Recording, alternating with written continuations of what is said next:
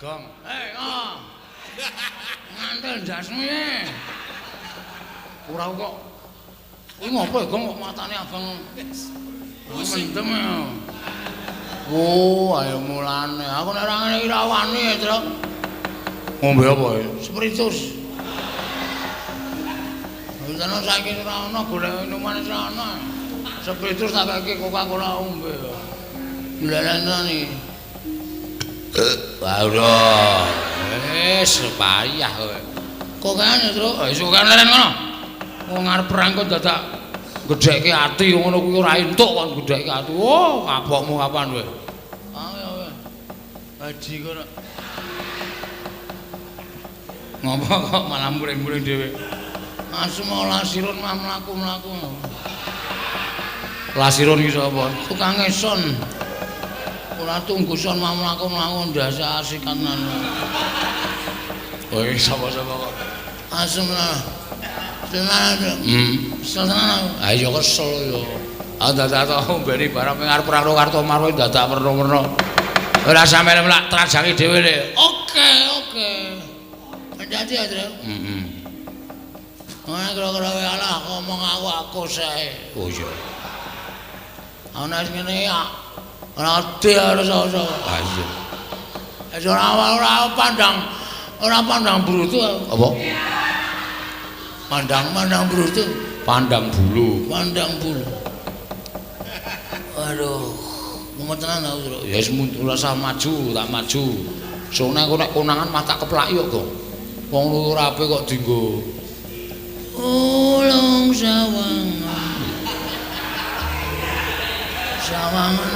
aku. Ora dadi nak mana, Tru? Ngono ae dadi nak mana. Ya sunoke dangdut wae ning kene rasa perang. Nandang. Ya. Ajiker aku ditinggal dhewe. Gandak blagunduk suaru gembal. Sumerante, hawela.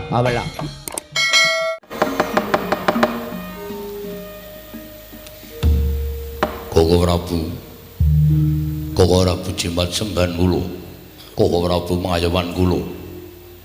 Sampunan dadosaken cuwaning penggalih.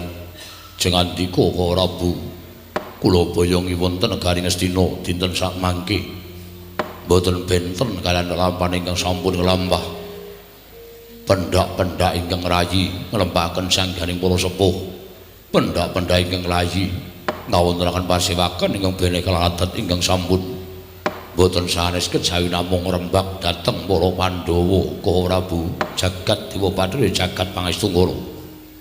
Yayi jejering kula menika tiyang sepuh nyatanipun pendak-pendak kula katimbalan sowan wonten negari Ngastina pengajaping manah kula wiwit kula bidhal saking negari Mandura prapteng negari Ngastina mugia sakmangke Yayi Prabu ngrembak perkawis sanesipun upaminipun perkawis kaprajan perkawis kanalindran perkawis negari Ngastina menika langkung prayogi nanging sabab menapa to pendak-pendak ingkang raka sowan katimbalan tumunten sampun prapta wonten dhateng negari Ngastina Yayi Prabu tansah ngrembak dhateng para Pandhawa apan menika ingkang badhe kula rembak wonten negari Ngastina upami paduka Yayi Prabu kepareng rembak para Pandhawa ingkang badhe karembak perkawis menapa boten wonten sanes kejawi namung kula kepengin Pandhawa enggal cupet yuswanipun kula kepengin Pandhawa samangke sirna saking lumahing bumi kureping langit nuwun sewu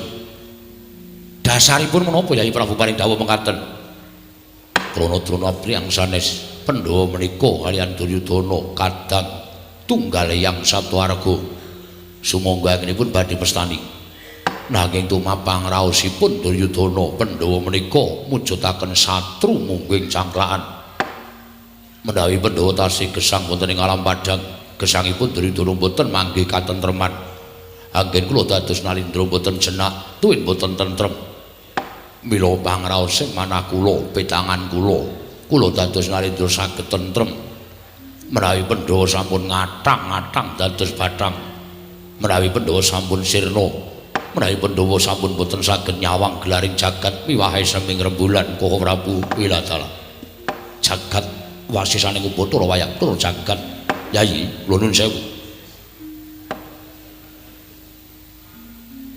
Estunipun menawi papan parpatan agung titikel nggan menika kinarya ngrembak anggenipun Paduka nggadahi raos gething keburu sengit dhateng para Pandhawa tuwunten waya sing pangandika Paduka Yai Prabu paring dawuh Pandhawa urip panjenengan boten sekeca anggenipun lenggah dampar ke Prabune Ngastina mendawi Pandhawa tasih gesang panjenengan boten badhe ngraosaken tentrem dados Nalindra Yayi nuwun sewu.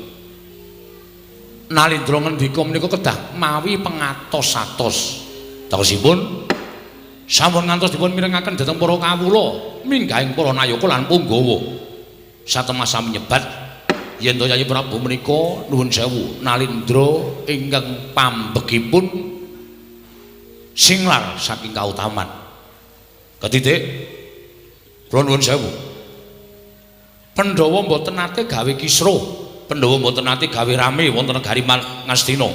Pandhawa mboten nate ngogreh-ogreh kanalindran Paduka. Nanging pendak-pendak Paduka ngawontenaken masewakan menapa to sababipun wiyosing pangandika Paduka Yayi Prabu cetha tur kapireng sangganing para nayaka menawi panjenengan kepengin Pandhawa menika sirna saking lumahing bumi kereping langit. Yayi menapa mboten lingsem?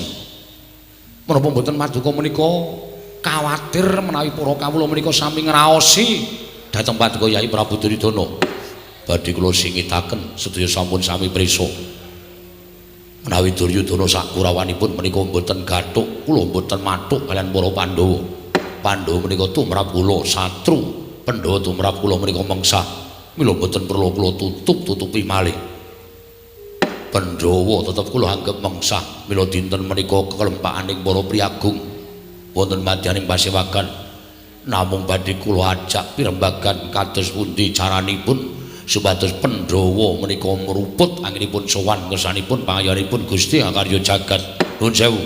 Blaka Suta blak kutang terus terang mboten badhe kula tutupi nglungguhi Baladewa menika dados wong tuwa. Menawi kula nderek pirembagan wonten madyaning datulya menika ateges kula menika mboten saged nglenggahi jejering wong tuwa. Sinengguh Baladewa menika mbanci ndemban siladan. Mila menawi wonten parapatan agung negaring Ngastina menika ngrembak babakan patine para Pandhawa, kula mboten badhe tumut-tumut. Kula mboten badhe nderek pirembagan madaning datulya menika. Menawi dipun keparengan kula namung badhe midhangetaken kados pundi lereking pirembagan titenggelangan menika Yayi. Ora Bu, wonten dawuh. Menawi ngaten kula Prabu menika mboten tresna dalem Pursata Kurawa. Menawi ngaten kula Prabu menika anggenipun ngayomi dhateng Kurawa menika namung dukuwining lair. Nanging batos panjenengan mboten ngayomi dhateng Kurawa. Menawi ngaten cetha nadyan pendak dinten panjenengan menika rawuh wonten negari Ngastina. Bebasan kadidine angem muli dhateng para sata Kurawa miwah ingkang rayipun Duryudana. Nanging batos panjenengan Kala Prabu sumendhe dhateng para Pandhawa, ngrangkul dhateng para Pandhawa. Sumangga anggenipun badhe mestani. Sumangga anggenipun badhe ngestani Baladewa menika lambe atine kepriye menika sumangga dhateng Paduka Yayi Prabu. Nanging tumrap kula kewajiban tetep kula tindakaken. Nanging kula warga ugi mboten badhe kantun jaragan tumrap kula Pandhawa lan Kurawa menika sami-sami kula warga. Menawi ngantos kula menika ngawrataken setunggalipun mangke kula dipun sebat wong tuwa sing ora iso adil tumrap kadang-kadangi. Mula nyuwun pangapunten badhe dipun wastani menapa kemawon kula nderek. Kula nderek. Dipun wastani Baladewa menika lair wonten ing Ngastina batin wonten negari Pandhawa kula ya manut. Dipun wastani kula menika ratu sing ora duwe jati diri kula nggih monggo. Namung anggen kula kendel menika namung nampakaken dhateng gesang kula piyambak. Sampun ngantos gesang kula menika kelepetan dedusan.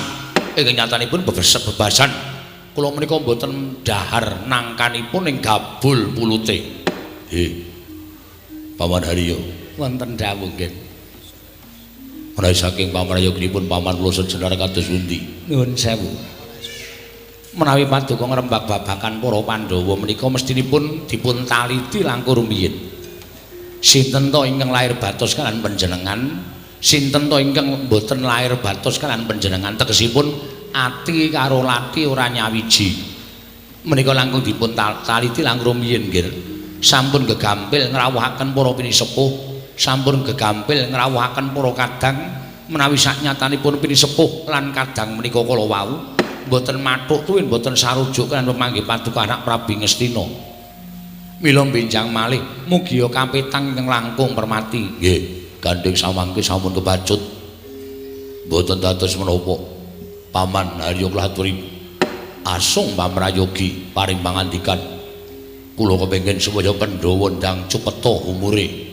Aja nganti pinardawa uripe ning alam padang. Menawi saking pamrayogipun Paman Harya Sengkuni kados pundi? Kula nuwun sewu nggih. Menawi paduka ndang bab ingkang menika prasaja kemawon kula dereng tata-tata rakit.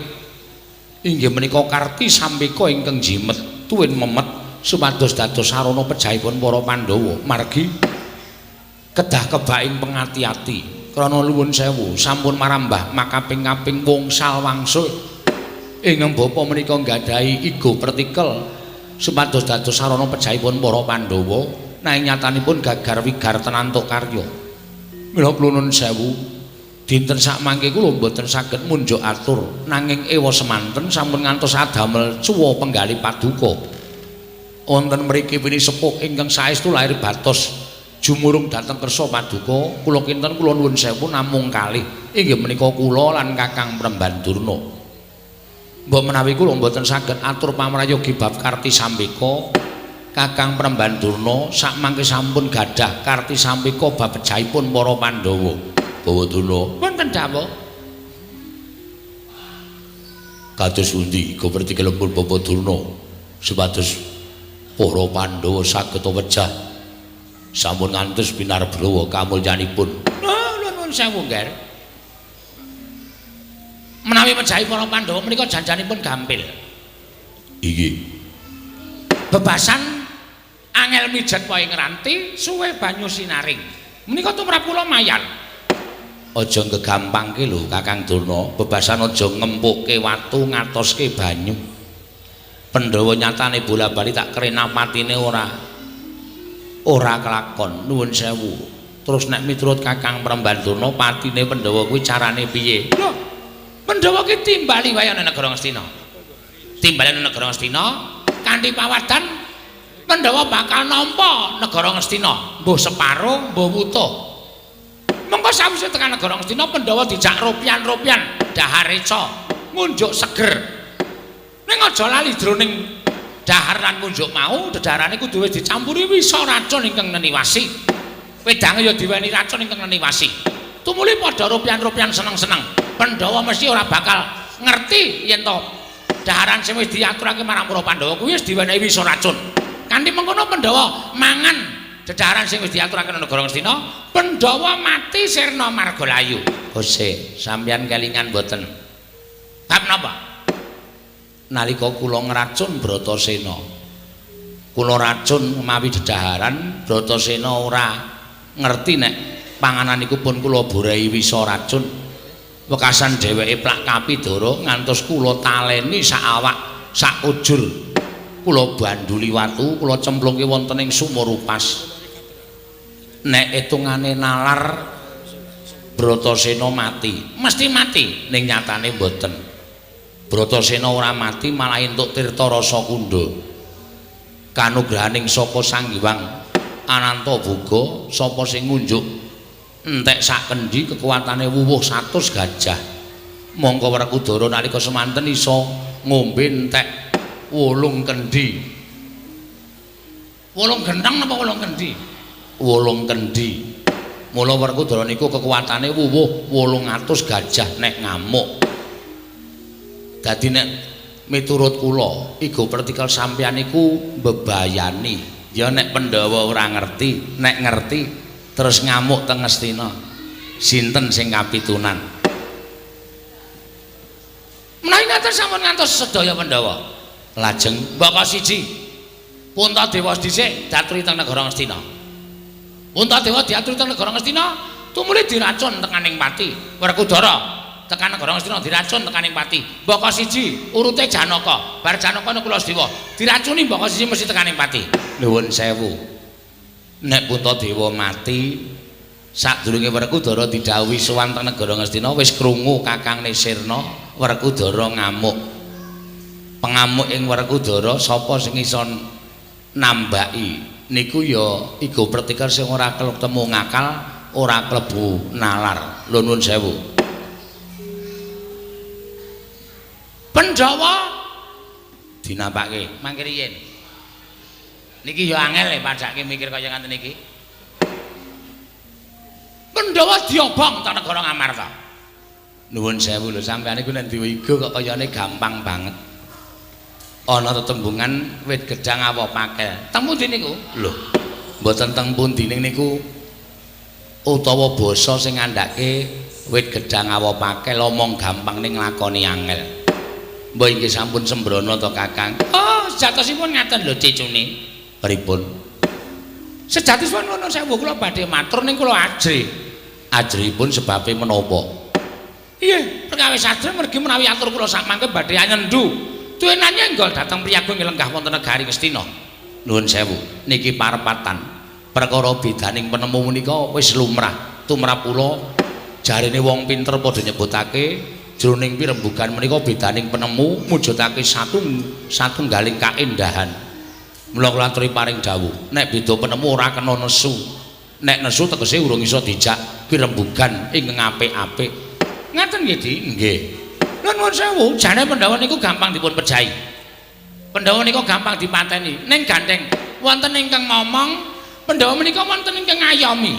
Lah menika lho, ingkang ngayomi menika ingkang gadahi kekiyatan tumraping para Pandhawa. Mula Pandhawa menika handayeng bawana. Pandhawa menika teguh timbul lair lan batosipun amargi Pandhawa menika wonten ingkang angampingi. Pandhawa menika wonten ingkang ngayomi. Ngaten nggih Kakang. Nggih. Sapa sing ngayomi Pandhawa, sapa sing ngampingi Pandhawa. Pandhawa iso tekaning pati wonten ingkang ngayomi satu ngampingi Pandhawa menika kedah dipun sirnakaken langkung rumiyin. Alit dipun sirnakaken ageng dipun musnahaken. Sampun ngantos tiyang ngayomi dhateng para Pandhawa menika gesang tansah cecaketan kaliyan para Pandhawa. Sapa sing ngamping-ngampingi Kakang? Lho, panjenengan boten ngerti. Pandhawa menika duweni panakawan ingkang ampuh kegila-gila. Bebasan jimat ingkang bisa ngucap, pusaka ingkang bisa kandha. Mboten sane kejawi namung Semar Badranaya. Semar niku tak derajate kaceplik. Ning nuwun sewu lho, menika pamong agung. Menika pamonging para satriya. Sapa sing cetaketan karo Semar sing lali dadi eling, sing bengkong tumuli dadi jejeg, sing tumindak ala tumuli dadi tumindak apik. Menika daya kekuwataning Semar Badranaya. Mula ora ana Pandhawa menika tansah kinayoman dening Sang Hyang Ismaya. Teguh timbul luputing lara ora kena bilahi menika para Pandhawa. Saman ngerti dhewe to? Jaman bali segala-gala Pandhawa diobong, kudune Pandhawa wis tekaning pati. Ning gandeng caket karo Semar, mula lolos kaya baya geni.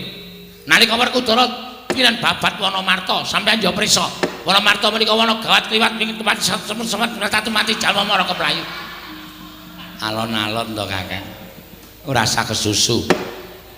Wanamarta menika satu mara satu mati jalma mara keplayu tumrap kula ngaten. Nggih. Ning nyatane gandeng nuwun sewu Pandhawa menika dicedhaki karo Semar. Pandhawa tansah caket karo Semar. Nyatane Pandhawa ora tekaning pati wonten ing Wanamarta ning malah entuk negara ingkang endahe kaluka kaya Karang Kaendran inggih menika pun Ngendraprasta. Nggih. Niku kabeh dudu kok kanugrahan tumraping Pandhawa. Ning niku merga dayane Semar. Sing pancen iso dayani sapa ingkang caketan karo Semar Badranaya. Ngoten nggih Kakang. Nggih. Lajeng lelampaning kesanesipun marambak makaping-kaping sampun nyariosaken pendak-pendak Kurawa budidaya materi para Pandhawa. Mesti gagar wigar merga Pandhawa tansah sumandhing dhateng Semar. Ning kejawi saking menika ugi wonten Nalendra ingkang tansah caket kaliyan pun para Pandhawa ingkang ugi dados pamomong pujangganing para Pandhawa. Nalendra ingkang tansah caket sampeyan mangandika. Sinten Kakang? Oh, mboten badhe kula aturaken. Awit menika mbebayani menawi ngantos kula aturaken saged ugi wonten ing madaning parapatan agung menika mangke dadi geger. Mergi nuwun sewu, Dewate. Mergi nggih. Menapa nggih? Anu, menapa? Punta, mboten sah wedi. Sampeyan niku mang paring pangandikan, "Oh, Tuna." Wonten dawuh nggih. Ingkang gadhahi panguwaos wonten negari Ngastina menika kula. Sampeyan kula paringi Purbawasesa mang paring pangandikan. Sapa sing kudu sirna dhisik sadurunge Pandhawa tekaning pati? Merga wong-wong niku sing ngayomi marang para Pandhawa. Nuwun sewu, Ken. Lah kok samangke kula nuwun sewu radi sami bundel penggalihipun. Menika ngrembak perkawis menapa? Wong nyatanipun sampun cetha. Pamangking Pandhawa menika kalih. Setunggal Semar Badranaya. Nuwun sewu angka kalih menika wujud Nalendra. Kula aturi paring dawuh Nalendra sinten? Oh, nggih, panjenengan kok mboten dong-dong. Panjenengan kok mboten jelas-jelas. Sampun ngaturaken bilih Nalendra menika cetha, mboten ate pisah kaliyan para Pandhawa. Mbok paring pangandikan to Kakang Durna ampun diubeng-ubengke. Gek napa perlune mangendika ratu iki ngoten. Oh, Dek Pati sampean kok kian mangan brutu. Bundel pikiran sampean. Sapa ya? Sapa to mang pikir to? Nalendra ireng cemani. Nuwun sewu. Sampun paham mboten? Nalendra ireng cemani nggih menika. Sapa? Ah, panjenengan kowe ngendikake Prabu Kresna iku angele Raja Majama. Menika kadidene sowanipun Panakawan Petruk. Ingkang sowan wonten negari Ngastina. Lha iki kok malah ngane-anehi. Kakang Durna. Pripun Dewate? Petruk kalian Bagong sowan wonten negari Ngastina. Oh, dasare wong ora duwe. Dasare wong sekeng, wong mlarat. Saura-urane nuwun sewu nggih, Petruk sowan menika mboten badhe gesek, tertentu namung nyuwun paring-paring. Lajeng kaparingana, Petruk, kowe butuh apa? Mangke menawi Petruk lajeng matur tumuli kaparingana. Dana Prabaya butuhmu pira? Yen kowe butuh sumbangan, sumbanganmu kowe njaluk apa? Terus diwenehi, terus kon lunga. Mboten pantes menawi ngatasipun menika Datulaya papanipun para her-her, papanipun para luhur, papanipun para pinulya kok ming dienggo drajikan kere-kere kados ngaten menika. Piye, Gong? Santai. Rasa kesusu. Apa awake dhewe iki wis wangun dadi wong ngemis lho. Ketoke wangun. Dengkulmu ya ora. Lah iki sowan kok tiba-tiba Begawan Durna kok ngendikane kaya ngono. Durna iki suarane atos terus. Rasa tok gagas, wis santai wae. Wis gek matur apa perlune. Petro, wonten dawuh sinuwun. Padhararja sak praptamu. Tansah pinanganing kawidadane ring sambikala bekti kula kunjuk sinuwun. Ndak tumpuk pangestuku tampanana. Kula pun dinggo jiman paripin dayana ning kasantosan. Petro padha slamet sak praptamu. Rekana pati senggone wilujeng bekti kula kunjuk. Iya Petro. Tak tampa pangestuku tampanana. Panakawan Bagong Padhararja sak praptamu. Berkahipun sinuwun Prabu Duryudana wilujeng sowan kula. Bekti kula kunjuk sinuwun. Iya, Bagong tak tampa pangestuku tampanana. Kula pun dinggo jimat paripin dayana ning kasantosan. Bagong padha slamet sak praptamu. Pangestripun Rekyana Patih Sengkuni wilujeng bekti kula kunjuk Rekyana Patih. Iya Bagong tak tampa pangestuku tampanana. Kula pun dinggo jimat paripin dayana ning kasantosan. Oh, Petro kantong bolong padha slamet sak praptamu. Slamet ora peduli apa kowe. Lho. Kok wangsulamu kaya ngono? Apa kowe ora nyawang to Begawan Durna kuwi suwijining brahmananing Nalendra? Aku ki piyayi kowe dibagekke kok. Ucapmu sampe naik dhewe. Napa pun pantes nek wong kaya kula niku sowan ratu kok ming anane ming ngemis. Kula tak takon karo sampeyan. Apa Petruk iku ndang nang nggone sowan piyayi luhur, apa kondang Petruk ki nek sowan wong duwe ming arep jejaluk? Apa kondange kaya ngono? Mestine kaya ngono kuwi. Wong ora duwe ki nek sowan karo wong duwe mesti ming arep jejaluk. Ning Petruk ora kaya ngono kuwi. Alah, ora usah dadak silak karo atimu. Nek pancen arep jaluk-jaluk kok. Nuwun sewu, Mbah. Sampeyan niku senengane ngendak karo gunaning jalma, senengane sampeyan niku ngidak karo sak pepadane. Kula ora seneng nek carane kaya ngono kuwi. Mula nek sampeyan mbageke kula, nuwun sewu nek kula ora wangsulan mergo sowan kula Petruk niku apik-apik kok teng mriki ming mangsuwarani elek, dadi atine Petruk mangkel karo sampeyan. Lho, nek mangkel karo ngapa kowe? Kowe nek mangkel karo ngapa? Ya ana pendhita aplotroke kathoke tenan lho. Truk, sing sabar. Aku ora omong to. Biasane sing ora sabar iki aku ning aku saiki sabar. Oh, kok iso sabar? Mangan ayam goreng. Oh ayo. Aku saiki wis iso sabar. Ditampa Pangestripun Membanduna wilujeng bekti kula kunjuk. Tak napa? Pangestri Tamanana. Nggih. Rada mangkel sajae. Bagong Pandhara Arja. Pangestrinipun Begawan Durna Sang Maha Pandhita wilujeng bekti kula kunjuk Penemban. Oh iya tak tampa. Pangestri Tamanana. Lah kaya ngene iki lho. Wong ora tau segetan aten, ora tau neson. Selagine kowe iki luwih tuwa tinimbang Bagong kok kowe iki gampang murup atimu. Bagong ki malah saiki sabar. Bagong ki malah saiki atine ketok nek gedhe. Ditimbali kaya ngono ya wangsulane apik. Terus, ora nesu, ora. Wis tak sabarke kok, Gong. Pangestripun Penemban Durna wilujeng bekti kula kunjuk Penemban. Ah iya tak tampa. Pangestriku tampan ana ya, Bagong. Nggih. Mergi nek nganti kula wani karo sampeyan. Sampeyan niku arepa pendhita balane kewan-kewan. Hus. Kok balane kewan-kewan?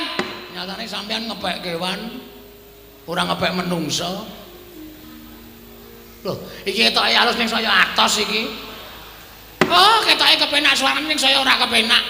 Bagong aja ngrembu perkara kaya ngono. Sing apik ya Bagong, sing sabar, sing ikhlas. Nggih. Ponokan Petro, wonten dawuh sinuwun.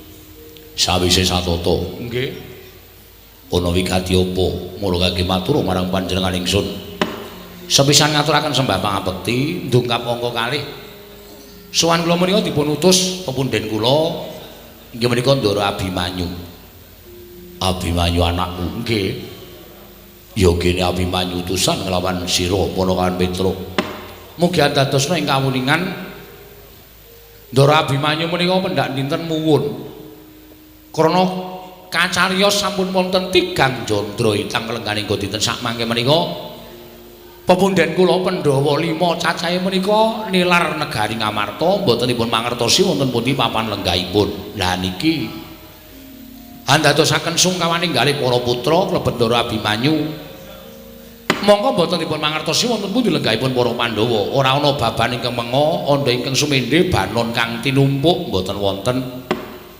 Malah sampun boten kirang-kirang Ndara Abimanyu menika nyuwun priksa yanging sabdawarga ngrawuhaken para brahmana winasih sewa sugata miyang para nimpuna supados nambah utawa madosi wonten pundi lenggahipun para Pandhawa nanging gagar wigar tenantuk karya.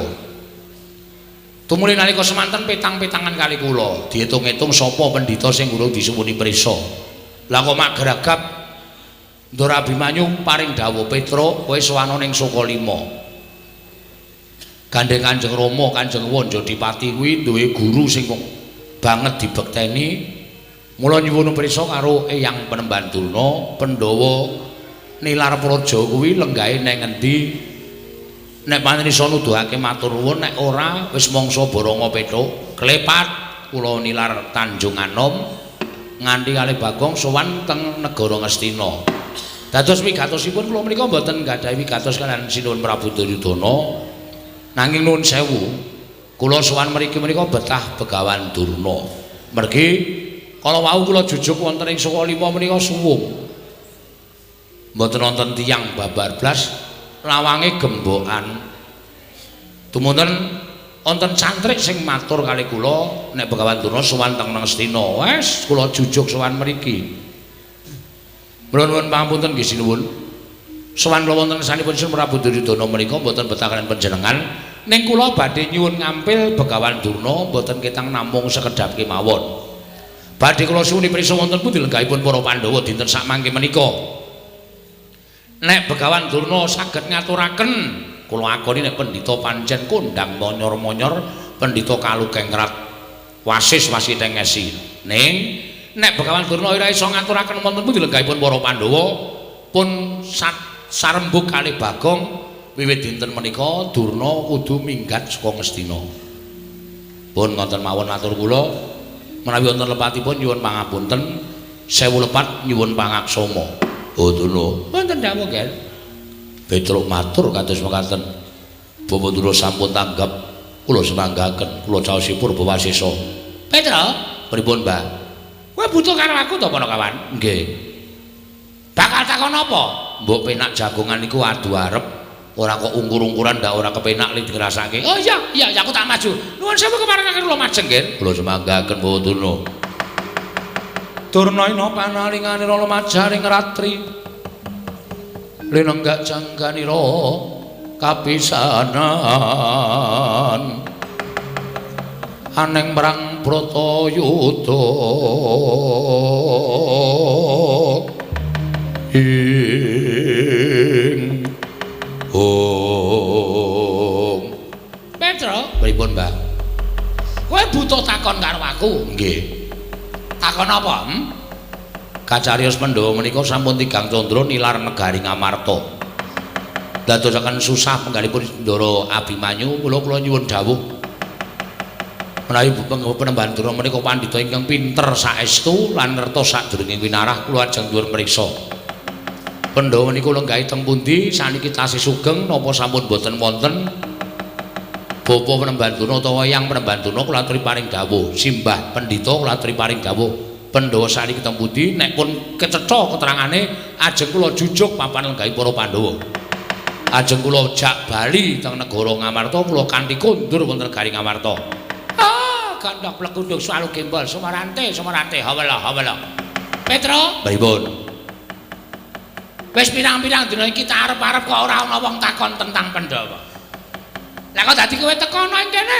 kowe takon Pandhawa lungane menyang endi kepasang Yogya katuju ing nginu aku nek kowe takon karo Begawan Durna kuwi wis pas kuwi wis mathok kuwi wis dadi niatku bakal nuduhake menyang endi dununge para Pandhawa alhamdulillah gong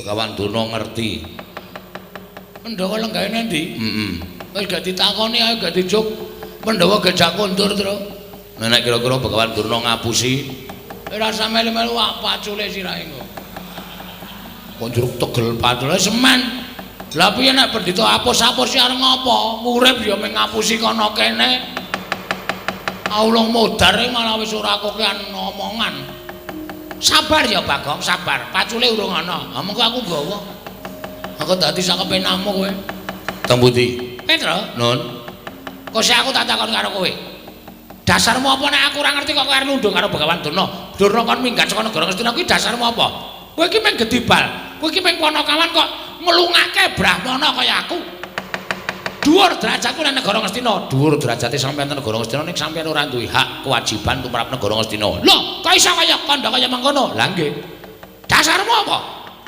dasar kula melu duweni negara Ngastina Sina Prabu Duryudana menika mung ratu wakil niku ora duwe hak tumrap negara Ngastina sing duwe hak tumrap negara Ngastina menika para Pandhawa mongko Pandhawa niku momongan kula tur upama ditelusur babakan sejarah Petruk niku ngewangi udak-udak Petruk niku ngewangi gotong semen mikul wedi jaman bangun negara Ngastina mula nek kula niku nundung sapa wae teng saking negara Ngastina sing ora duwe hak tumrap kewajiban negara Ngastina kula sah entuk ngoten kaya sampeyan niku nek Ngastina dilenggahi pendhita sing ora ana nyatane sing putih ming serban karo ketune ning atine kuning jerone ndok bosok kula ora trima lho wong sampeyan minggat sing mriki ha to Gong cocok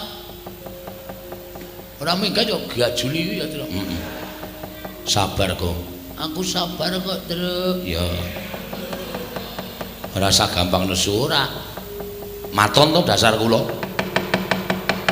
dadi arep sapriki niku sing dadi lenggah dampar Prabu Duryudana ning Petruk duwe wenang tumrap negara Ngastina kula sing bangun Datulaya kula sing ngewangi udak-udak kula sing ngewangi gotong boto kula sing ngewangi makani para pekerja-pekerjane kula niku ya duwe andil tumrap negara Ngastina dadi aja dimengke sing duweni Ngastina niku mung para-para pengarep-pengarep boten pengarep niku duwe pikiran ning sik temandang ora ana apa arep dicor nganggo pikiran pikir Mbah Badan semanten ugi sing mikir ora ana nek ana sing tukang nyambut gawe ya ora mlaku mula loro-loro niki dadi siji aja diya diniya nek ora ana aku ora bakal dadi kaya ngene sakniki tembung kaya ngono disingkirke niku tembung sing mikolehake awake dhewe tembung sing gumendhung mergo awake dhewe aja ana aku niku pun mboten jalan sakmenika pun mboten jalan sakniki menungso niku kedunungan pikiran kedunungan ati kedunungan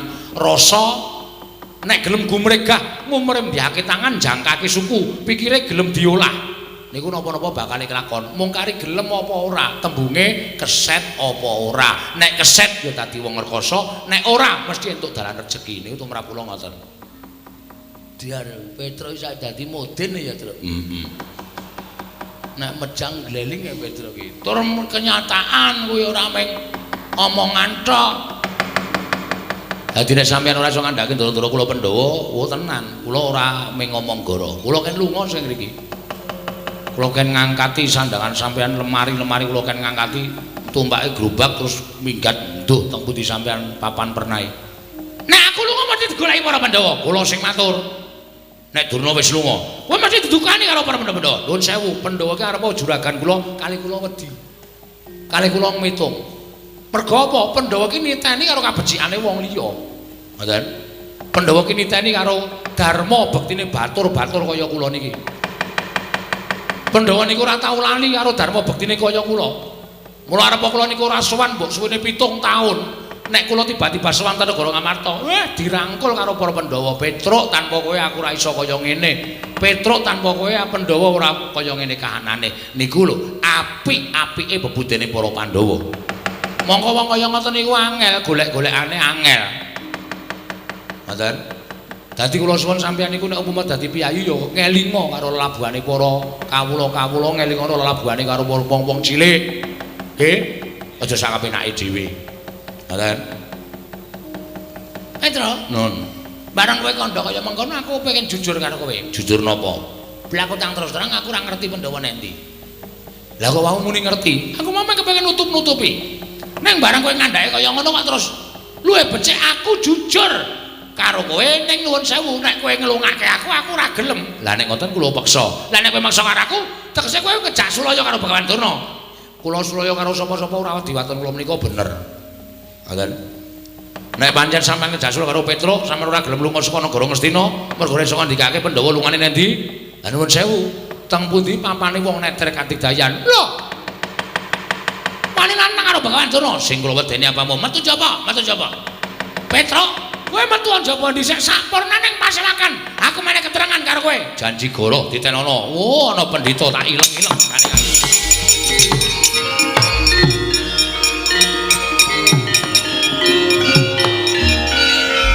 tinututi lamun katututan lamun mangsa prawira daya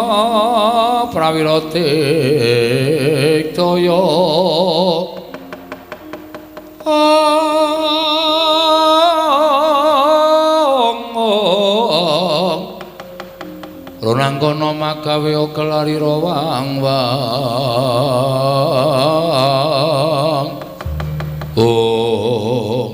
Petruk Ndara Surtayu ya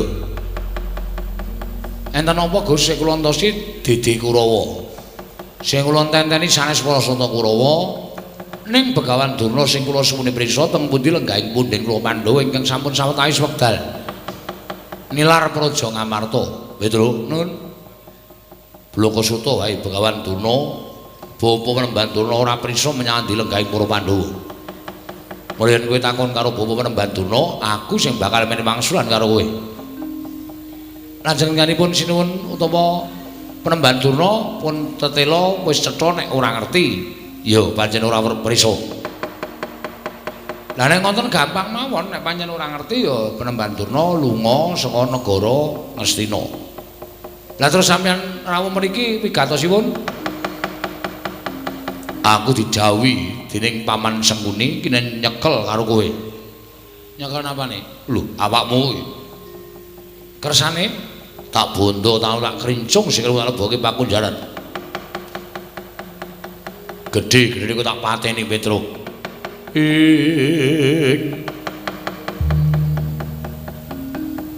Kagat risang kapirang uri nangkul kinempit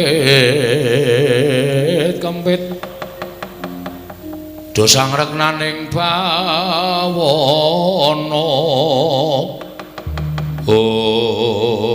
welasan ora ngerti sangkan marane lha kok malah Petruk tekan negara Ngastina kok kaya arep dikrenah patine mula ora usah dadak kowe bangga ora usah dadak kowe selak ulungna tanganmu, tak bondo, tak krincung sikil bagi pakunjaran. Mas, nek pancen sampeyan arep mateni karo petuk monggo. Ning carane sapi mang jagal sik. Nek wis kula ambruk ora duwe daya, mang pateni kula manut wani karo Surtayu. Sing tak wedeni awam. Kowe biyen tekan saniki kula mboten wedi karo sampeyan. Pecah diadamu sirna Margolayu. Mang maju mriki jajal-jajalan karo Petruk. Minggir kok. Ya.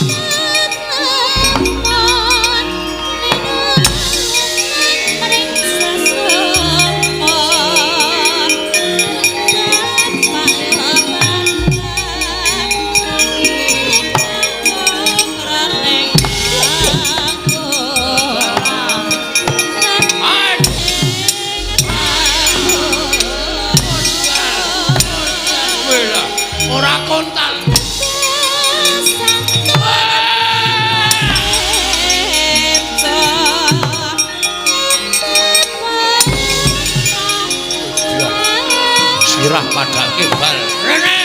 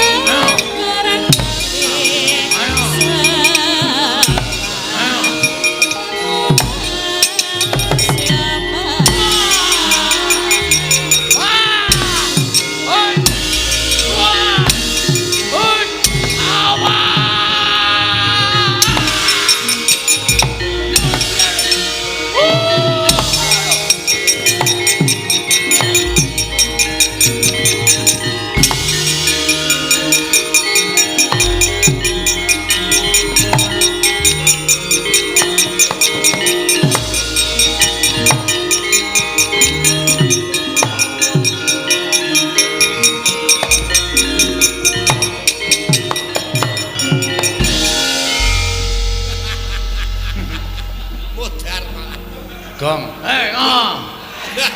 Ngantel jasmu ya. Ora kok. Kuwi ngopo ya, Gong, kok matane abang.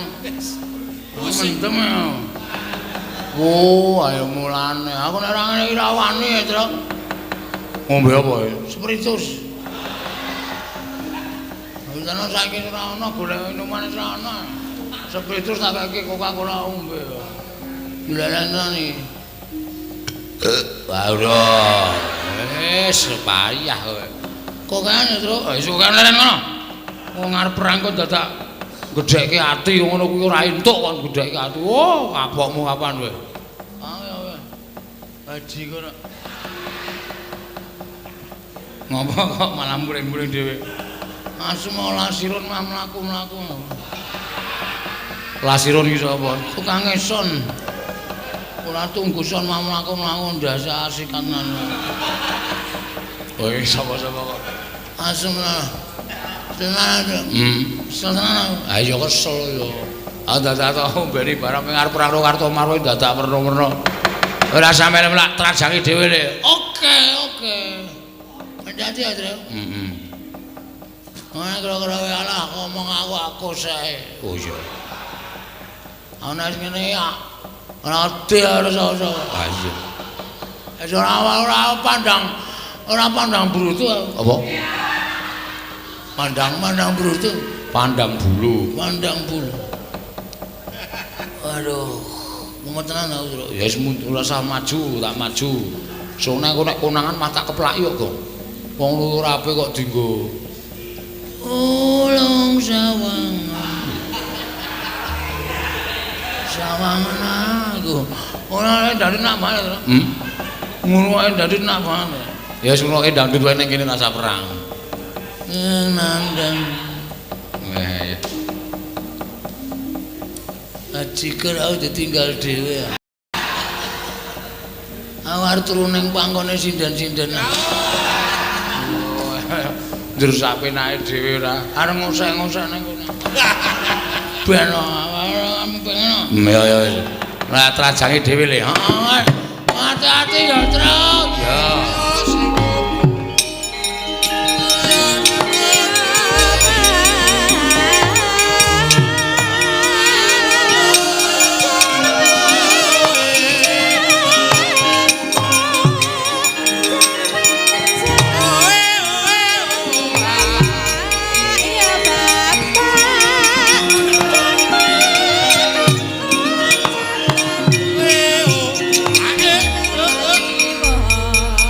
Jah kula man. Petruk seprika-sepriki mboten sesuda kekuatane. Ning malah saya mempenge mboten kanten-kanten kula semanggaken. Kowe iki pangeran pati kok kalah karo Panakawan. Nyatane kawon diwul menapa-menapa kawon yo kalah ora sedak kok omong. Wah, edian. Bagong perang kali kula. Bagonge mungsuh Kartomarma nggih. Tandange ngawur. Wah, wis sanjake kaya wong pinter pencak ngene. Wah, pokoke rusuh kula mboten wantun musuh Bagong kula semanggaken. Jengklit barang sapenake dhewe. Lah sapa sing urung maju iki sing arep maju? Swatama wonten dawuh. Maju le. Nggih, nistaken dawuh Petruk. Mboten manut kan kula ajar. Wis sak karepmu pateni ya kena. Nggih.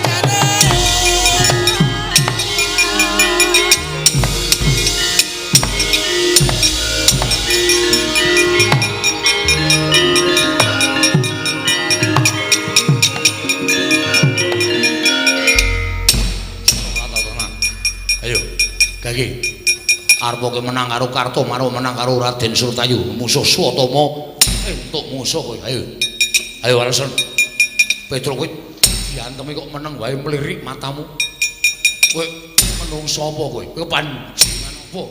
Lah kok dadi kowe meneng wae. Ayo Gage. Ayo Walesan. Kowe ngece karo. Kowe ngino karo.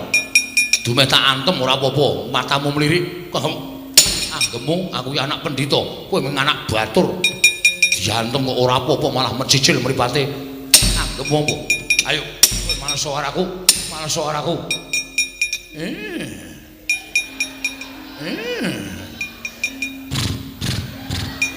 Tuprok, tuprok, tuprok.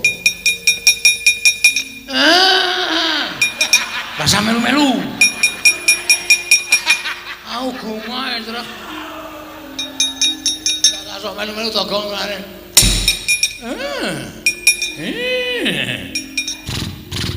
Tuprok, tuprok, tuprok. Kowe diantung kok malah hahi-hahi.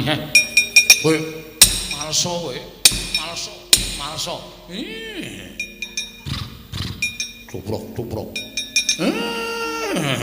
Kowe anggap apa kowe? Ora sembrono kaya ngono. Aku ki anak pendhita. Lah kok dadi kaya diantem kok ngahi. Tuprok, tuprok, tuprok, tuprok das matos. Kowe iki diantem kok malah ngahi. Eso, kowe ngece.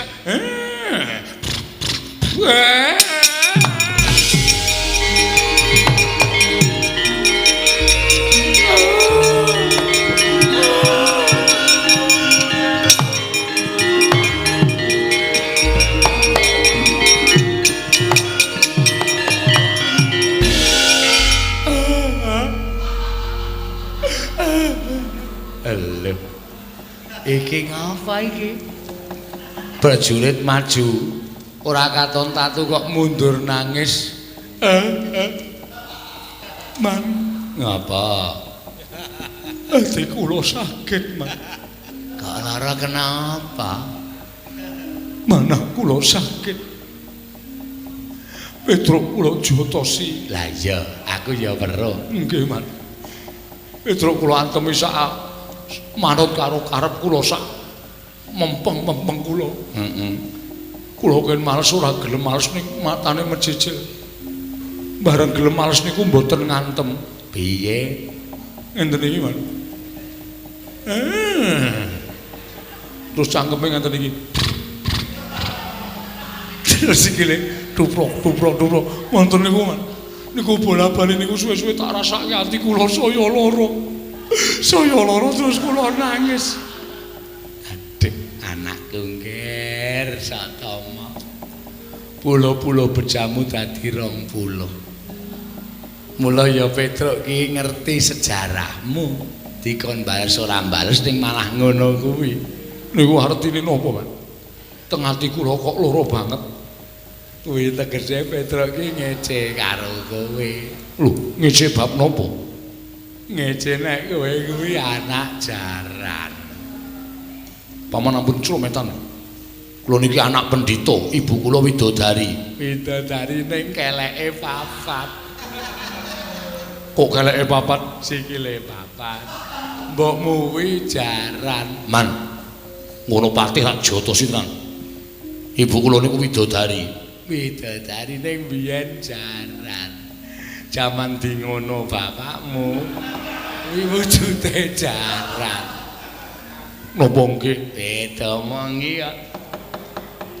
Mula kowe sikilmu duwe tlacak kaya ngono, rambutmu kaya suri merga kowe patutan karo jaran. Aja kuwatir iki dilongkas ana Bupati Kap. Kowe melu ora? Bupati Kap napa? Lho balapan jaran. Kowe ra ya iso mlayu to engko paman wong tak ajar to. Lara atiku. Monggo Kanjeng Rama niku crita kalih kula nek bojone niku garwane niku ibu kula niku widodari. Widodari ning doyan suket ateges jaran. Edian. Biyen ning lakoni pripun nggih, Man? Lah ya mbok. Aku ya ora ngerti kaya. Wong bapakmu ki ngledhike jamak-jamak. Napa riyen niku dereng ngenten wong? Ya nah. Ning bapakmu ki mbok menawa pas bingung. Usah-usah nglakon. Loro ati. Dene ning pertapan kondange pendhita garwane widodari. Jebul ming tukang narik andong. Ayo kuwi. Bahas apa iki? Bahas apa? Mboten bahas napa-napa mung genahke kok. Sampeyan niku wong tuwa napa bocah? Sampeyan niku wong tuwa napa bocah? Lah nggih wong tuwa semene bocah entek-entekke kempongan. Ngerti sotama niku bocah ora ngerti ora ndunung omang dunung-dunungke. Ngerti sotama niku ora weruh karo kanan senadane kok mang weruh-weruhke. Sampeyan seneng nek kula kepirangan? Ha. Sampeyan bunga nek kula isin. Iya. Oh, endah-endah nek patih sengkuni. Ngerti kancane wirang malah dipirang-pirangke, malah digejek-gejekke. Petro Kantong Bolong. Kowe aja ngino araku. Aja ngecek karo Sotama. Ayo. Begawan Durna tandingan legane atiku. Wah, kowe iso menang karo Begawan Durna. Bumi langit tangkep Petro Kantong Bolong. Tuprok, tuprok, tuprok, tuprok.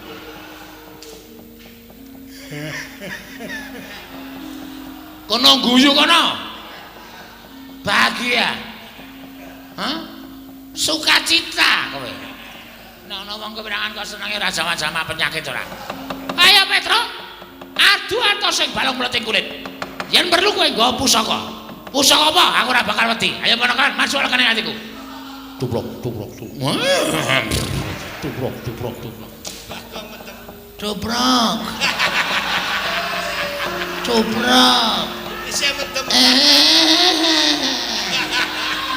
Tolong rungokna.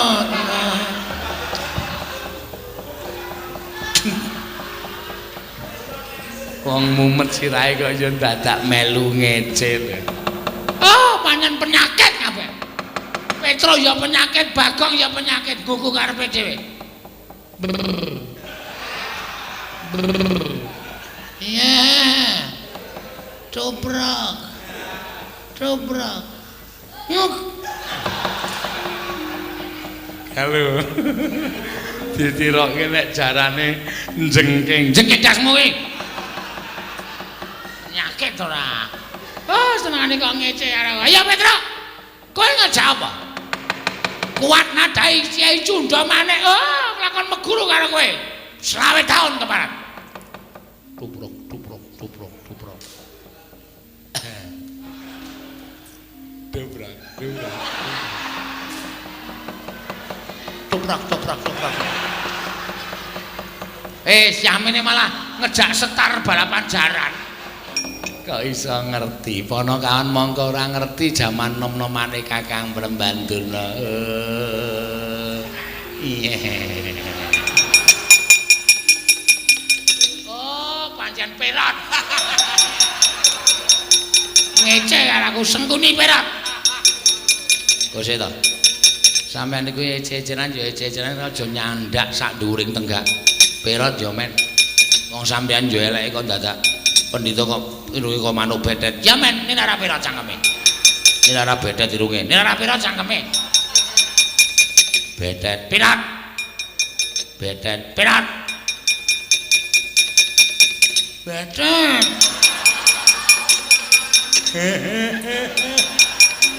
Bagong tak linggis ndase tenan kok.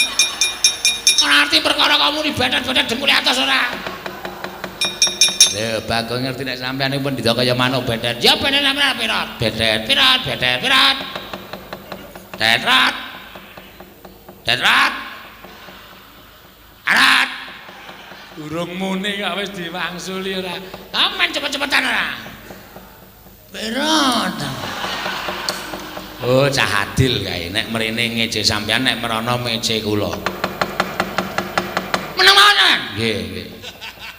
Diem, nggih. Anggere sing ngece tendiangi sampeyan. Mboten, Mbak. Petro. Ayo. Mrene yo. Tandang ana bedet. Aduh. Syukur. Ayo kowe ketuntun ora. Ora gelem mundur nang padukan kabedetan.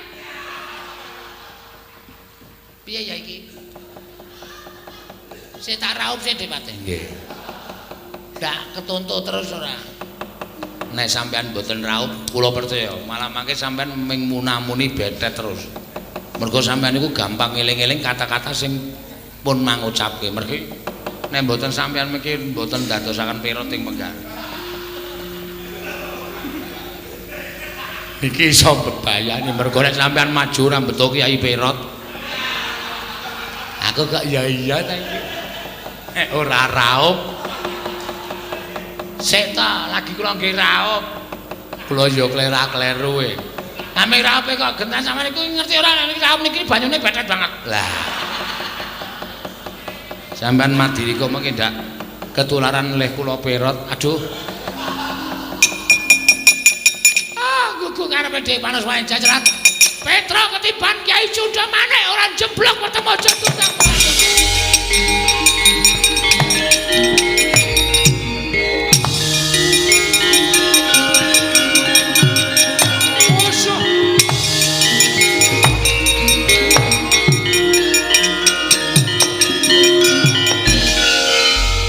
Oh lah, Kawan Durna kok ngamuk tenan. Nggawa Cundamane. Muruk mubiar kaya ngono kae. Gong, le, mlayu le, mulih ayo mati tenan ade.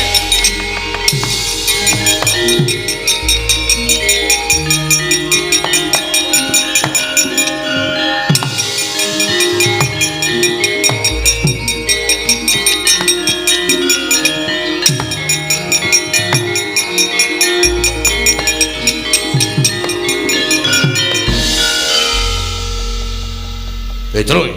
Nggih. Oh diar. Rono ketemu Durna, rene ketemu Sinuwun Mandura. Petro kantong bola. Gawe geger negara Ngastra. Kowe menungso apa kan? Glandeng ning kono. Kelungkung.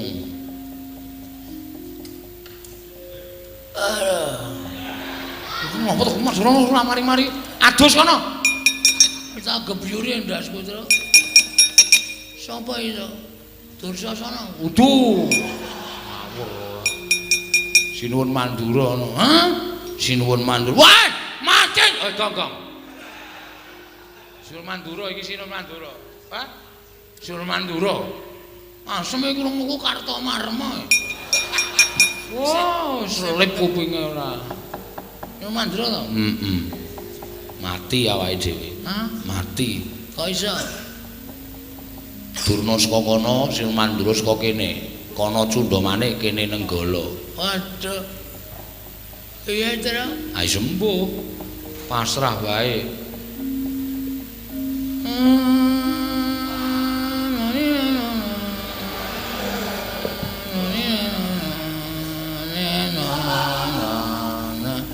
Ngopo Gong kowe iki?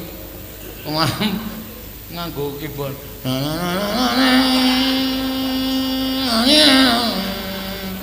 Kuwi lagu apa kuwi? Ratapan anak tiru.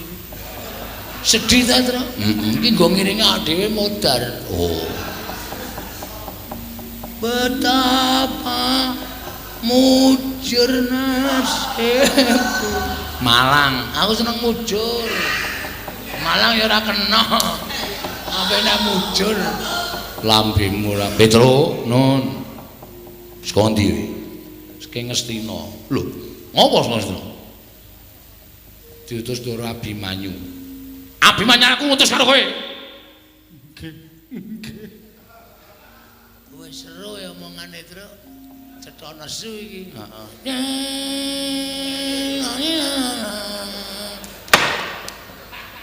Dupandasmu kowe.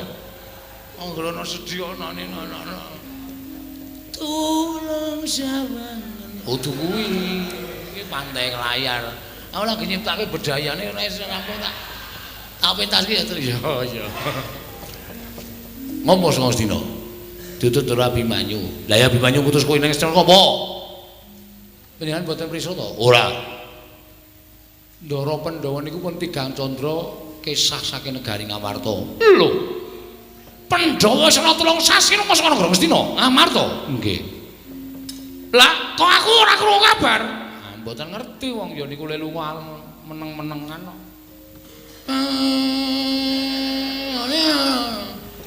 Iki wis ora tintrim ya, Gong. Atimu. Lagu opo? Lan atiku dadi siji, aku mentaimu. Mencintaimu cine aja dirangi. Blok ora. Lah terus nyuwun pirsa kali Begawan Durna. Lah ya terus Ditut Abimanyu kaya Begawan Durna Pandhawa teng pundi ning Begawan Durna mboten saged paring wangsulan. Malah kula dikeroyok Kurawa. Lho. Malah kowe dikeroyok Kurawa. Nggih. Lah terus dadi perang. Ning sepira to bangkane para Kurawa? Nyatane kula ya iso menang. Lah kok kowe iso menang kok mlayu-mlayu ki opo? Begawan Durna sajake ajeng mentala kali kula sinuwun. Mentala piye? Begawan Durna mentala kali kula dheweke nggawa cundha manik. Kula ajeng dipateni kalih Begawan Durna. Wah, panos manik cacaran sekretene bawana. Begawan Durna arep mentala mateni karo Petra kandhang bolong ora lumrah manusa iki. Oh setan kowe. Gong kowe iki ngopo to? Ora nyeneni kowe to? Ora. Wah, tak kira nyeneni kowe. Tiwas tak getak. Wah, ngilangi dramatik kowe cerai. Bagong ngopo? Bagong ngopo? Panjenengan nusun-nusun dikira ndukani kula, kali Bagong digetak. Wo, lah ngempatke karo lafale. Ora mesti karo kalimate keparat. Nggih. Lah terus pripun? Minggir Petra. Cundha manik mungsuhe Nenggala. Lah rame iki.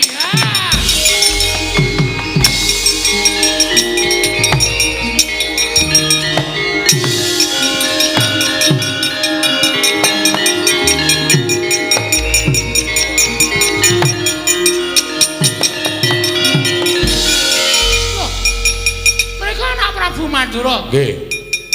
Nglika Kyai Nenggala wonten menapa? Nggo ngembari wong tuwa sing kurang gawean nggawa pusaka tengah-tengah awan ngene iki arep ngopo? Arep ngopo sampean nggawa pusaka? Anu namung mlampah-mlampah nggih. Mlaku-mlaku pripun? Tange kelakone wong nggawa pusaka ping mlaku-mlaku karepe piye? Mesti ditamake wong. Iya, mesti ditamake wong. Nek ngoten ku ya arep namake Nenggala ki ning diadane menungso. Lho, sinten sampean? Lho, lepat kula napa? Sampean nggawa pusaka kula nggawa pusaka. Rasa kok kan gunung diduwa piye? Mboten nggih. Mboten kula sampun ngakeni kelepatan. Singgahke. Singgahke. Dilebokke. Dilebokke. Kowe. Diwerangkake maksud kula. Oh nggih. Ah, wis malah konangan kaya ngene iki. Wong tuwa sampean niku lho ngerti, nggawa Nenggala arep mateni Petruk to. Nah, sing nggawa Nenggala sampean.